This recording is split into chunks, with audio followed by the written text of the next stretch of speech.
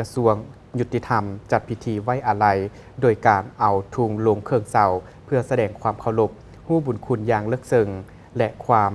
อาลัยหักอย่างสุดซึ้งถึงพระทานพลเอกคำไต่ศรีพันดรอดีตประธานคณะบริหารงานศูนย์กลางพรรคอดีตประธานประเทศแห่งสาธารณรัฐประชาธิปไตยประชาชนลาวนักปฏิวัติอาวุโสของพรรคประชาชนปฏิวัติลาว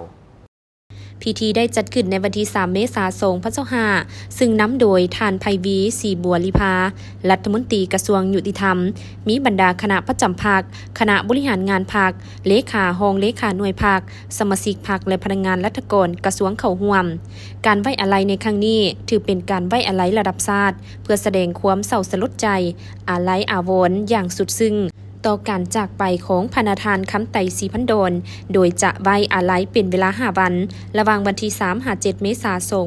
2025พระทานพลเอกคำไต่ศรีพันดรแม่นหนึ่งในการนำหุ่นทำอิฐของพรรคเฮาที่ได้เป็นหลักแหล่งและแก่นนำของศูนย์กลางพรรคประชาชนปฏิบัติลาวเป็นผู้นำที่ดีเด่นของพรรคของชาติเฮาตลอดชีวิตของเพิ่นแม่นได้เสียสละอุทิศสติปัญญากำลังบังชาเพื่อภารกิจปฏิวัติของพรรคเฮา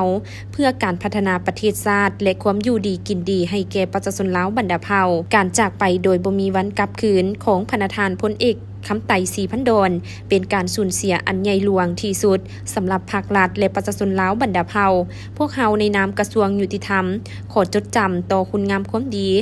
ผลงานอันดีเด่นความมีน้ำใจหักชาติหักประชาชนที่สูงส่งเหล่านั้นพวกเขาจะนำเอามาเป็นแบบอย่างเป็นทิศยังทางสืบต่อจัดตั้งพันขยายพัฒนาสร้างสรรค์ประเทศชาติให้มีความเจริญก้าวหน้าอย่างบ่หยุดยั้ง